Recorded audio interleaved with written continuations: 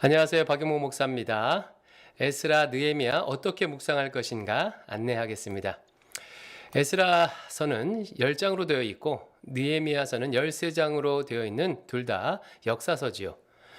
에스라서와 느헤미야서는 본래 유대 전통 안에서 한 권의 성경이었습니다. 후대에 에스라와 느헤미야로 나뉘어진 게 된 것입니다. 그래서 오늘은 이렇게 한 번에 이 두 성경을 살펴보도록 하겠습니다.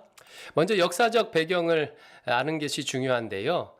에스라서와 느헤미야서는 주전 BC 5세기에서 4세기 페르시아가 다스릴 때 포로에서 예루살렘으로 귀환한 유대인들의 이야기를 담고 있습니다. 에스라서의 앞선 역사서인 역대하는요, 제일 마지막 절 이렇게 끝나요. 역대하 36장 23절에 바사왕 고레스가 이같이 말하노니 하늘의 신 여호와께서 세상 만국을 내게 주셨고 나에게 명령하여 유다 예루살렘에 성전을 건축하라 하셨나니 너희 중에 그의 백성된 자는 다 올라갈지어다. 페르시아 왕 고레스가 유대인들로 하여금 예루살렘으로 돌아가서 성전을 건축하도록 명령을 합니다. 이렇게 역대하가 끝나요. 에스라서 1장 1절은 이것을 그대로 받아서 고레스의 칙령으로부터 시작을 합니다. 이 페르시아 왕 고레스의 칙령으로 인해서 유대인들은 예루살렘으로 3번에 걸쳐서 귀환을 합니다. 모든 사람이 돌아온 건 아니겠죠. 3번에 걸쳐서 약 5만여 명 정도가 귀환했다고 알려지는데 1차 귀환은 BC 537년으로 스룹바벨 총독을 중심으로 사람들이 귀환해요. 이 1차 귀환 때 예루살렘 성전을 건축합니다. 2차 귀환은 그로부터 약 80여 년이 흐른 BC 458년에 학사 에스라를 중심으로 사람들이 또 귀환합니다. 이때 에스라는요, 이스라엘의 신앙 개혁을 일으킵니다. 그리고 3차 귀환은 BC 445년에 느헤미야를 총독을 중심으로 귀환을 하는데 이때 예루살렘 성벽을 짓는 거예요. 이렇게 3번에 걸쳐서 귀환한 사람들의 이야기를 담고 있는 것이 에스라서와 느헤미야서입니다. 이 두 성경은요, 구조를 알고 있으면 이해하기가 훨씬 쉽습니다. 에스라, 느헤미야서가 똑같은 구조로 되어 있는데 이런 식으로 되어 있어요. 먼저 에스라서는 1장부터 6장까지 스룹바벨 총독을 중심으로 예루살렘 성전을 재건하는 내용을 담고 있고 7장부터 10장까지 에스라를 중심으로 유대의 신앙 개혁을 하는 내용을 담고 있어요. 느헤미야서도 같은 구조로 되어 있습니다.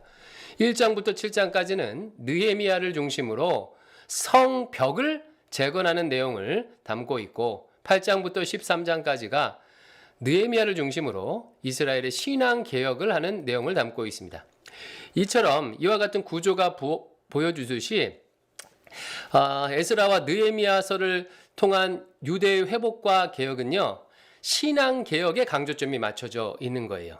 단지 성전을 짓거나 성벽을 짓는 것만이 중요한 것이 아니라 성전과 성벽 안의 내용이 중요하다. 신앙 개혁을 이루어야 한다. 이것이 온전한 회복이다, 진정한 회복이다 라는 것을 지금 강조하는 방식으로 구조가 되어 있습니다. 그러면 이와 같은 배경 지식을 가지고 에스라서, 느헤미야서를 어떻게 묵상할 것인가 안내하겠습니다. 크게 3가지에 초점 맞춰서 묵상했으면 좋겠는데 첫 번째는요, 핵심 인물의 활약상을 묵상해 보십시오. 에스라, 느헤미야서는 내용은 크게 3가지. 하나는 성전을 재건하는 내용, 두 번째는 성벽을 건축하는 내용, 세 번째는 이스라엘 백성들, 유대인들의 신앙을 개혁하는 내용인데 이 3가지 일들을 담당했던 핵심 인물들이 있어요. 먼저 성전의 재건은요, 스룹바벨과 예수아가 중심이 되어서 담당을 했습니다. 스룹바벨은 페르시아로부터 예루살렘에 파송을 받은 관료의 총독입니다. 스룹바벨은 총독이고 예수아는 여호수아라고도 하는데 제사장입니다. 이 두 사람을 중심으로 성전을 재건한 거예요. 근데 여러분 한번 생각해 보십시오. 이들은 1차 귀환한 사람들입니다. 포로에서. 때문에 예루살렘에는요, 삶의 터전과 기반이 아무것도 없었어요. 그 황량한 곳에서 자신들의 삶의 터전을 잡기도 전에 성전을 재건하는 건 만만치 않은 일이겠지요. 그래서 이 두 사람이 우여곡절을 겪으면서 성전을 재건합니다. 어떤 어려움이 있었는지, 어떻게 그 어려움을 극복했는지, 누가 이들과 함께 했는지, 어떤 도움이 있었는지를 한번 보시면서 묵상해 보시기 바래요. 두 번째로 에스라는요, 신앙을 개혁하는 인물입니다. 에스라 역시 페르시아의 파송을 받아서 예루살렘 땅에 온 관료입니다. 에스라는 2차 귀환을 했는데 에스라가 예루살렘에 와 보니까 이미 성전은 지어져 있는데 이스라엘 백성들의 삶이 온전치 못한 거예요. 이방인들과 통혼하면서 우상 숭배에 가까워지고 있고 하나님의 말씀인 율법을 멀리하고 정결하지 못한 삶을 살고 있고 성전 제사도 제대로 드리지 못하고 있는 거예요. 그래서 학사 에스라가 이곳에 부름받아서 이 신앙 개혁을 합니다. 학사라는 것은 율법에 능했다라는 뜻인데 단지 이스라엘의 율법뿐만 아니라 페르시아 관료니까 페르시아의 법에도 능한 사람이에요. 그래서 본래는 페르시아 왕이 예루살렘 사람들에게 우리나라 법을 잘 가르쳐라 라고 파송을 했는데 에스라는 그에 앞서서 하나님의 말씀, 율법을 잘 지킬 수 있도록 그렇게 신앙개혁을 했던 인물이죠. 어떻게 에스라가 이 신앙개혁의 역할을 잘 감당하는지를 한번 묵상해 보십시오. 세 번째 인물은 느헤미야입니다. 느헤미야는 예루살렘의 3차 귀환한 인물인데 본래 이 사람은 페르시아에서 술 맡은 관원장으로서 거의 넘버 2에 위치해 있던 사람이에요. 근데 멀리 예루살렘에 있는 자기 백성들이 고생한다는 얘기를 듣고 마음의 안타까움을 가지고 기도합니다. 그래서 하나님께서 도우심을 주셔서 페르시아 왕의 마음을 움직이셔서 느헤미야가 예루살렘 총독으로 부름을 받습니다. 그래서 느헤미야는 예루살렘에 와서 성벽을 재건하는 거예요. 고대 시대에 성벽이 없으면 외적의 침입, 강도의 침입, 또 들짐승의 침입으로 굉장히 위험하겠죠. 그래서 성벽을 재건하는 일을 합니다. 정말 큰 어려움들이 많이 있었어요. 그런데 그 숱한 어려움을 뚫고 성벽을 훌륭하게 건축해내고 뿐만 아니라 이스라엘 백성들의 유대인들의 신앙 개혁까지 또 추진을 합니다. 여러분 이 세 사람 모두 페르시아의 관료였어요. 스룹바벨, 에스라, 느헤미야. 그럼 한번 생각해 보십시오. 자기 개인적으로 보면 편안하게 살 수 있음에도 불구하고 그들은 먼 곳 예루살렘까지 와서 하나님이 주신 사명을 이룬 거예요. 그래서 묵상하다 보면 아하, 소명대로 산다는 것은 이것이구나 라는 것을 여러분 깨닫게 되실 것입니다. 뿐만 이들은요, 그냥 기도만 하거나 그냥 일만 하지 않았습니다. 하나님 앞에 간절히 기도하면서 또 최선을 다해서 일했어요. 아하, 하나님의 일은 이와 같은 방식으로 하는구나. 또 이들이 일하면서 숱한 어려움을 만났기 때문에 많이 좌절하기도 하고 고뇌하기도 했습니다. 아하, 이런 고난과 어려움을 당할 수도 있구나. 이렇게 극복하는 거구나. 라는 것을 아마 여러분 배우실 수 있을 것입니다. 첫 번째, 핵심 인물의 활약상을 묵상하라.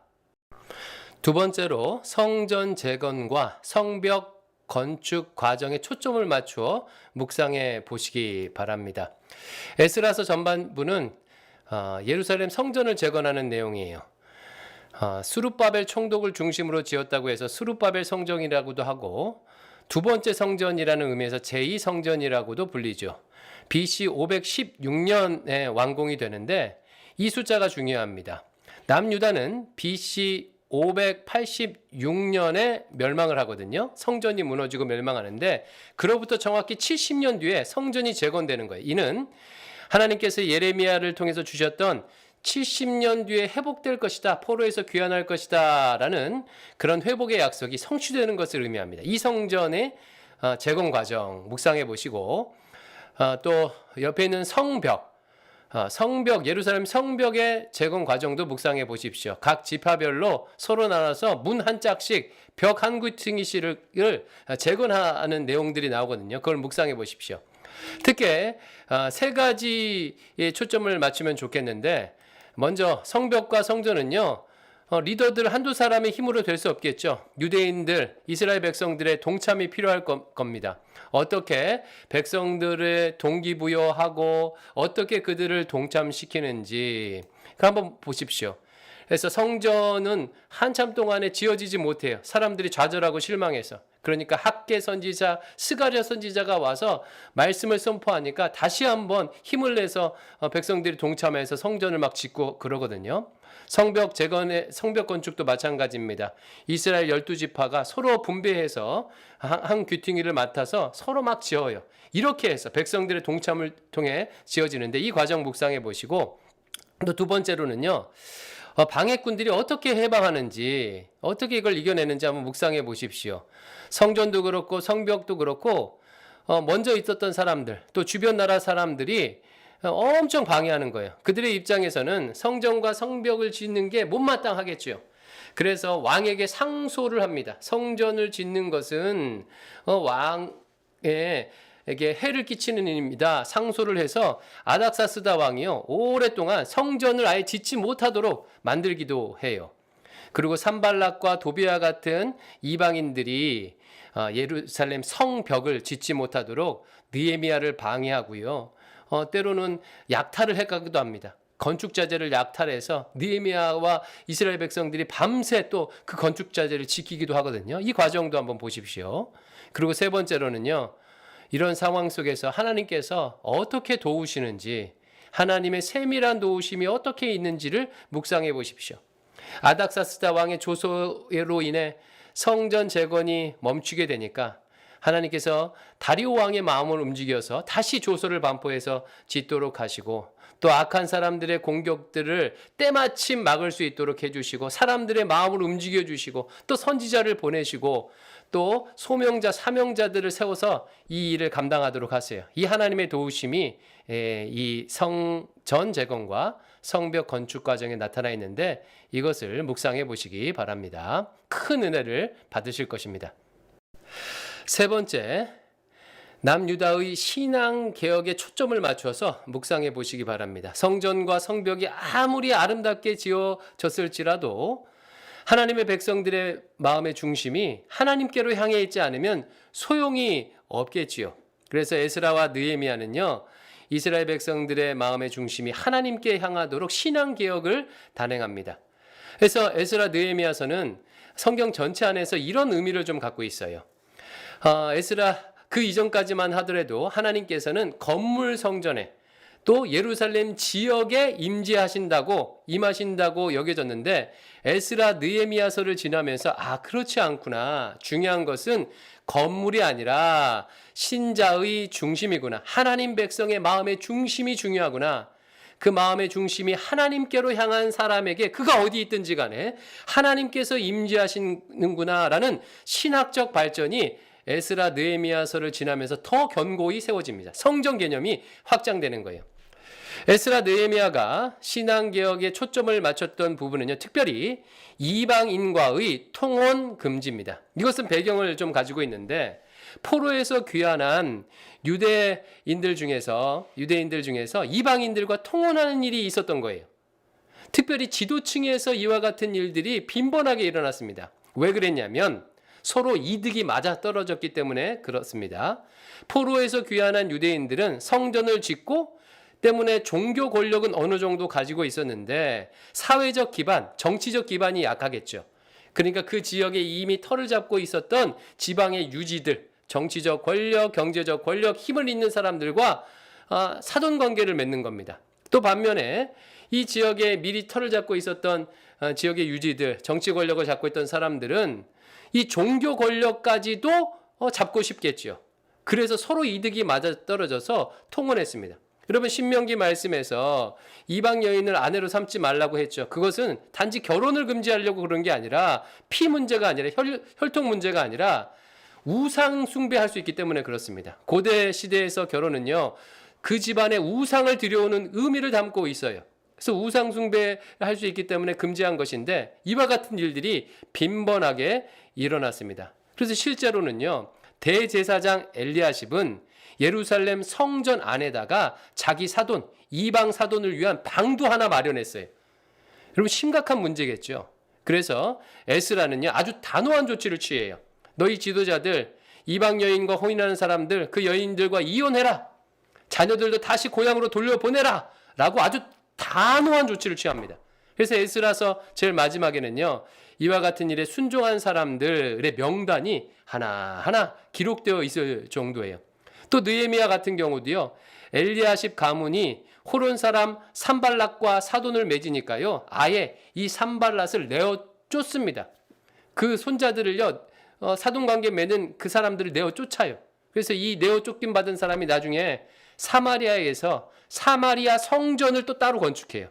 이게 이제 예수님께서 사마리아 여인 만났을 때 사마리아 여인이 얘기하죠. 당신들은 이 성전에서, 우리 조상들은 저 성전에서, 그래서 그 저 성전이 바로 사마리아 성전, 쫓겨난 산발랏을 중심으로 지은 성전이 이 사마리아 성전이에요. 이렇게 단호한 조치를 취함으로 신앙 개혁을 이루는데, 이 개혁에 대해서 여러분 깊이 묵상해 보시기 바랍니다. 자, 세 가지에 초점을 맞춰서 첫 번째, 핵심 인물의 활약상을 묵상하라.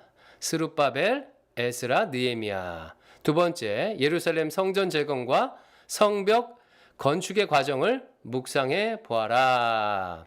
세 번째, 신앙 개혁을 묵상하라. 특별히 통혼 문제. 어떻게 통혼 문제 단호하게 대처하는지 묵상해 보아라. 자, 이 세 가지 초점 맞춰서 묵상함으로 묵상의 은혜를 듬뿍 누리시기 바랍니다. 감사합니다.